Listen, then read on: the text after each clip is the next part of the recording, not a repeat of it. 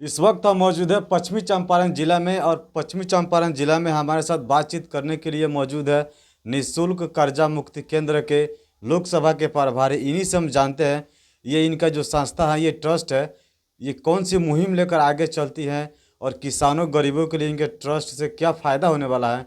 सबसे पहले क्या नाम है आपका? सबसे पहले तो सर आपके यूट्यूब चैनल पर जितने लोग देखने दर्शक हैं सब किसी को मैं अपने ट्रस्ट के तहत से हार्दिक हार्दिक अभिनंदन करता हूं। सर हमारा नाम प्रमोद कुमार भारतीय हुआ और हम जिला पश्चिमी चंपारण बेतिया के रहने वाले हैं। तो ये जो ट्रस्ट आप जो चला रहे हैं, इस ट्रस्ट किसानों के लिए क्या चीज़ फ़ायदा पहुंचा रही है, किस मुहिम पे चल रहा है? सर हमारा ट्रस्ट जो है धार्मिक एकता ट्रस्ट, यह भारतीय धार्मिक एकता ट्रस्ट है और यह सभी भारतीयों की ट्रस्ट है। इसमें जुड़ने के लिए किसी पर बाउंड नहीं है कि इस जाति इस धर्म के लोग जुड़े।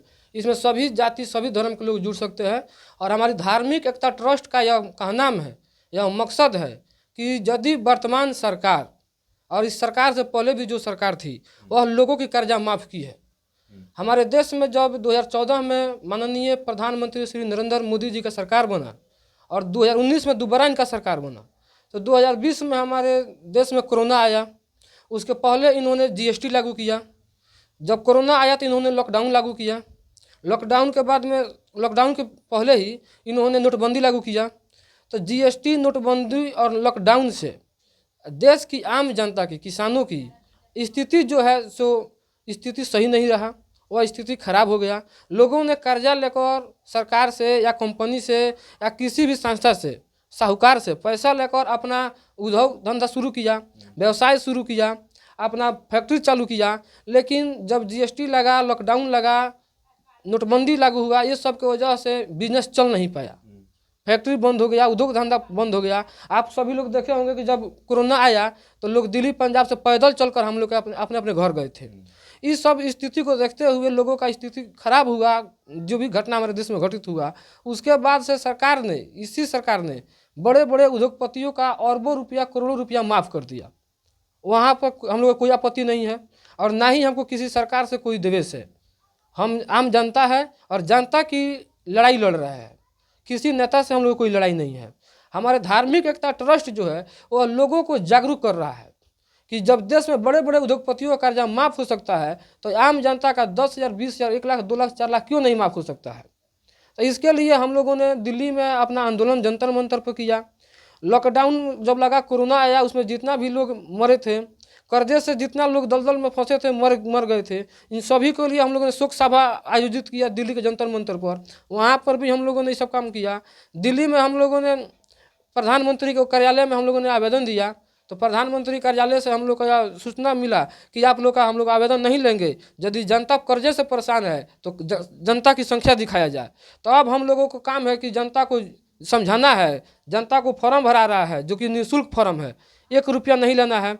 जनता फॉर्म भरेगी, जनता की बायोडाटा हम लोग वेबसाइट पर भेज रहे हैं, वहाँ से सरकार तक पुगाने का काम कर रहे हैं।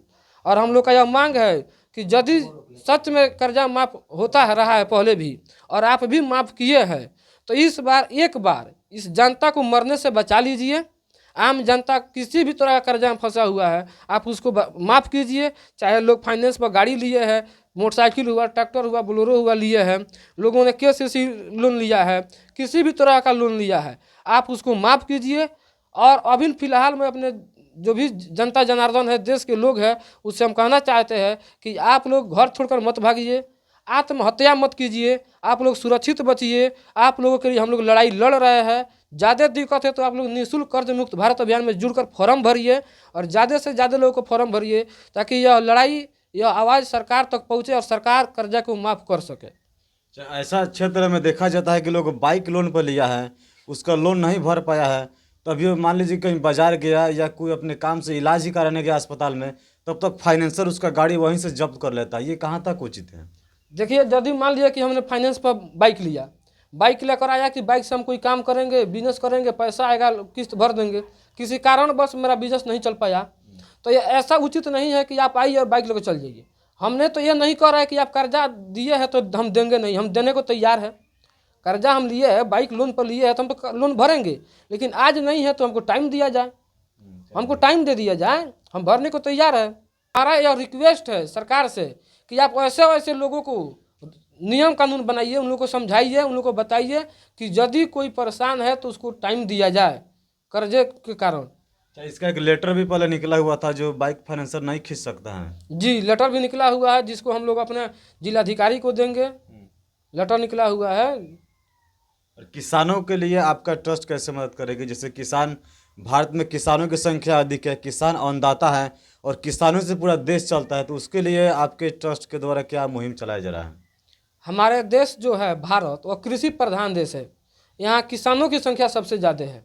लेकिन वर्तमान समय में देखा जाता है कि जो भी लोग हमारे देश में राजनीति करते हैं वो जाति और धर्म के नाम पर राजनीति करते हैं, और जिसके वजह से जनता जो है जात और धर्म में बट जाती है। जनता की मुद्दा को, जनता की आवाज़ को कोई उठाता नहीं है, कोई देखता नहीं है। हमारी ट्रस्ट जो है सो जनता के लिए काम कर रही है, किसानों के लिए काम कर रही है। किसानों ने KCC लोन लिया, काम किया, खेती किया, और जब बाढ़ आया खेत फसल दह गया। ज़्यादा गर्मी होता है तो सुखाड़ हो जाता है।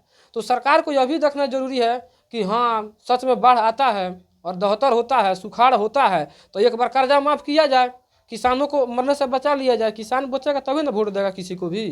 तो जैसे सरकार से जो लोन लिया है वो, उस लोन के लिए आप लोग फॉर्म भरवा रहे हैं, और ग्रामीण क्षेत्रों पर भी कुछ लोग हैं जो ब्याज पर पैसा लेते हैं, उसके लिए आपके ट्रस्ट के द्वारा क्या मुहिम चलाया जा रहा है? हमारा ट्रस्ट जो है वो किसी प्रकार पर कर्जा है सबका फॉर्म भर रहे हैं।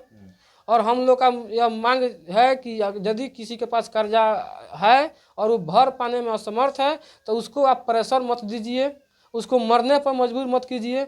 यदि कोई कर्जा वाला आत्महत्या कर लेता है तो फिर भी आपको पैसा नहीं मिलता है उसे, तो उसको टाइम दिया जाए और उसको टाइम दीजिए। जो भर पाएगा तो ठीक है, नहीं भरेगा तो सरकार है उसके लिए। अच्छा, जो छात्र नौजवान है जो इंटर BA करने के बाद उसको कोई रोजगार नहीं मिलता है, वो दिल्ली पंजाब कमाने चल जाता है, उनके लिए आपके ट्रस्ट के द्वारा क्या शेड्यूल तैयार किया गया है? धार्मिक एकता ट्रस्ट के द्वारा हम यह मांग करते हैं अपने स्थानीय सांसद जी से कि हमारा जो जिला है बेतिया, इस बेतिया जिला अगर सभी सांसद अपने अपने जिला पर काम करना शुरू कर दे तो ये देश के में से बेरोजगारी हट जाएगा।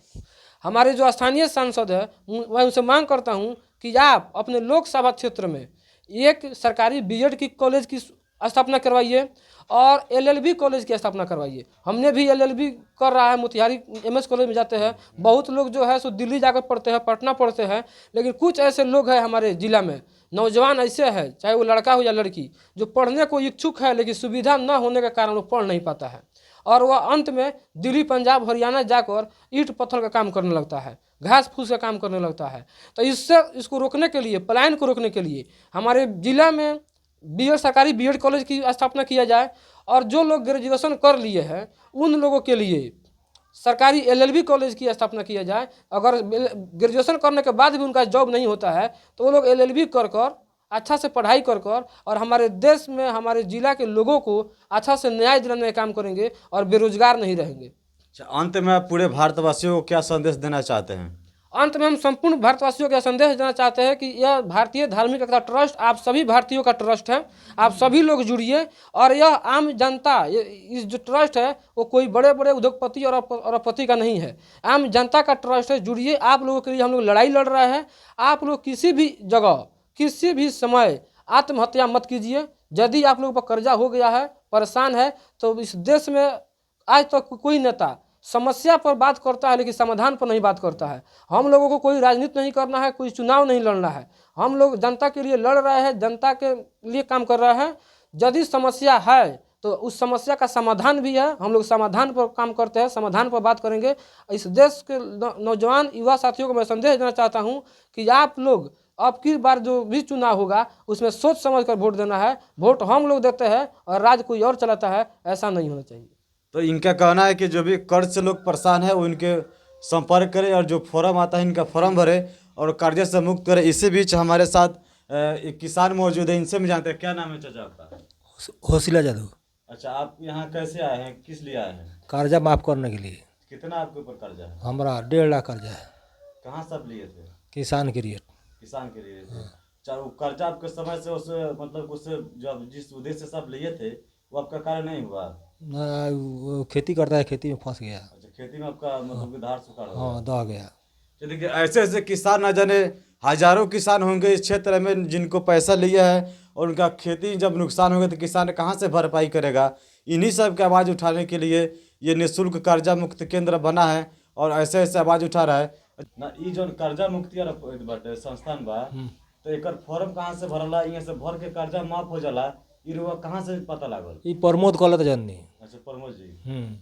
तो चलिए, जो भी किसान अगर इस वीडियो को देख रहे हैं, जहाँ से भी हो, अगर आप कर्जा से परेशान है तो दिए हुए नंबर पे और जो बैनर पे जो नंबर दिख रहा है उस संपर्क करें और ये फॉर्म भरवाएं ताकि इस मुहिम में शामिल हो और आप लोगों को जो भी कर्जा है वो माफ़ हो सके। मिलते हैं आपसे फिर किसी दूसरे वीडियो में, तब तक के लिए जय हिंद।